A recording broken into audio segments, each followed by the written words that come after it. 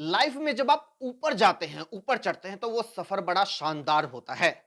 लेकिन लाइफ जब आपको नीचे पटकती है, जब आप नीचे की तरफ आते हैं, तो फिर रास्ते में आपको वो लोग मिलते हैं जिनको शायद आप रास्ते में छोड़ आए थे, जानबूझकर। और वो लोग चाहते हैं कि कभी ये जो ऊपर चढ़ने वाला आदमी है, ये नीचे आए, हमसे मिले, हम इसकी ढलान देखें, हम इसको गिरता हुआ देखें। और फिर उन लोगों को एक अलग ही खुशी होती है। ये कहानी एक तरह से अरविंद केजरीवाल की स्टोरी के ऊपर फिट बैठती है। अरविंद केजरीवाल जब ऊपर चढ़ रहे थे, जब वो लगातार एक के बाद एक नई उपलब्धियां हासिल कर रहे थे, राजनीति में अपने आप को सेटल कर रहे थे, तो एक एक करके वो अपने उन साथियों को, संघर्ष के साथियों को छोड़ते चले गए, पार्टी से बाहर निकालते चले गए। वो चाहे योगेंद्र यादव हो, कुमार विश्वास हो, हरियाणा में नवीन जयहिंद हो, और अलग-अलग राज्यों में ऐसे बहुत सारे लोग थे। पंजाब में तो पूरी की पूरी यूनिट आप मान के चलिए, एक भगवंत मान शायद एक बड़े नेता आम आदमी पार्टी के साथ बचे थे, वरना तो तमाम लोग एक-एक करके अरविंद केजरीवाल ने रास्ते में छोड़ दिए थे जब वो उपलब्धि की सीढ़ियां चढ़ रहे थे। लेकिन अब अरविंद केजरीवाल का ढलान हुआ है, तो जाहिर तौर पर बीजेपी तो खुश है ही, क्योंकि बीजेपी तो उनको हराने के लिए लड़ रही थी। बीजेपी को दिल्ली की सत्ता मिल गई है। लेकिन और कांग्रेस भी कहीं ना कहीं खुश है। उसकी अलग वजह है, आप तमाम एनालिसिस देख ही रहे होंगे।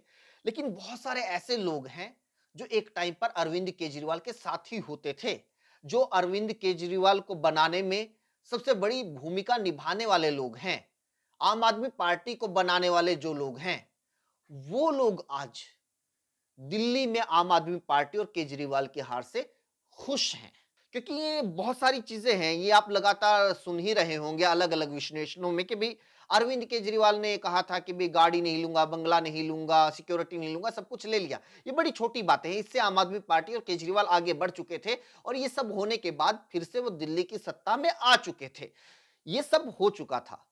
लेकिन सबसे बड़ी गलती केजरीवाल ने ये की, व्यक्तिवाद। उन्होंने अपनी पार्टी को एक व्यक्ति के, एक चेहरे की पार्टी बना लिया।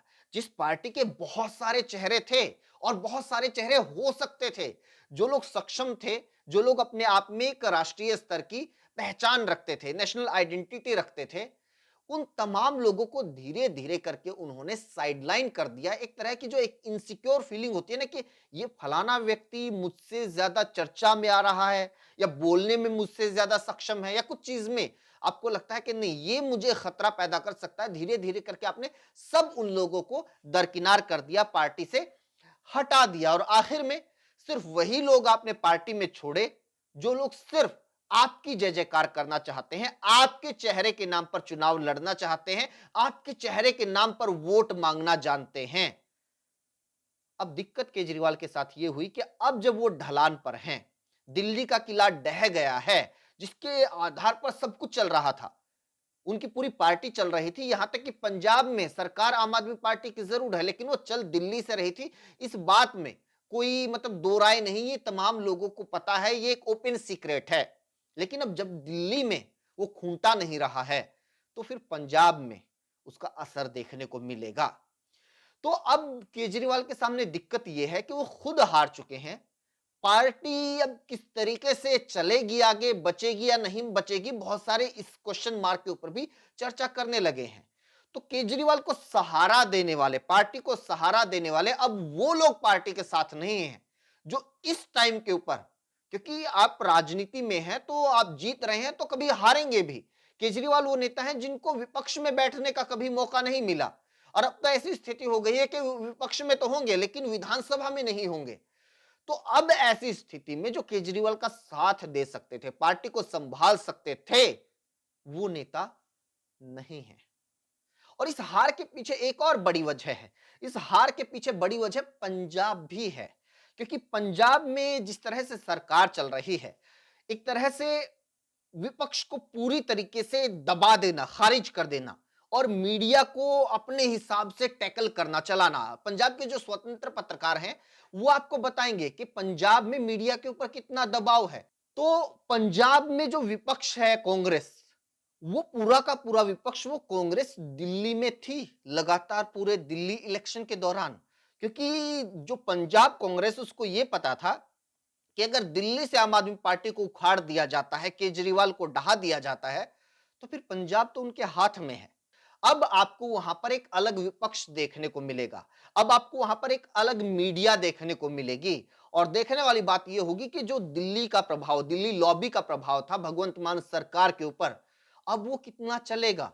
भगवंत मान अब उस तरीके से उस चक्रव्यूह में घिरे रहेंगे या उस चक्रव्यूह को तोड़ने की कोशिश करेंगे।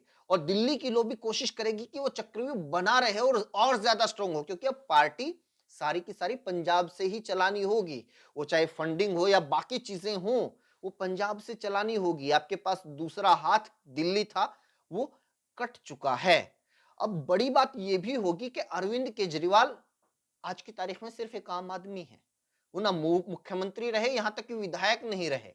और जिस तरह से उनके ऊपर मामले चल रहे हैं, बीजेपी जिस तरह से कानूनी शिकंजा उनके ऊपर कस रही है, तो जरूरी उनके लिए यह है कि उनके हाथ में कोई लेजिस्लेटिव पावर हो, कोई संवैधानिक पद हो, कोई पद होना जरूरी है। क्योंकि इससे आपको बहुत सारी जो कानूनी पेचीदगियां हैं, कानूनी कार्रवाइयां हैं, उनसे कुछ हद तक तो छूट मिल जाती है और राहत मिल जाती है। एजेंसियां आपके ऊपर ऐसे आम आदमी की तरह पंजा नहीं डाल सकती। अब क्या केजरीवाल कोई ऐसा कुछ करेंगे, कुछ ऐसी नीति बनाएंगे कि वो कोई ना कोई पद हासिल कर लें, पंजाब के जरिए या दिल्ली के जरिए, राज्यसभा में जाकर या किसी भी तरीके से, ये भी देखने वाली बात होगी। बाकी ये जो पूरा सब कुछ हुआ है सेगमेंट, इस पूरे मामले में कांग्रेस की भूमिका, आम आदमी पार्टी की रणनीति, इन सब के बारे में आप लोगों का क्या कुछ कहना है? कमेंट करके जरूर बताइए। हमसे जुड़ने के लिए चैनल को सब्सक्राइब कर लीजिए, बेल आइकन को जरूर प्रेस कीजिएगा। Thank you.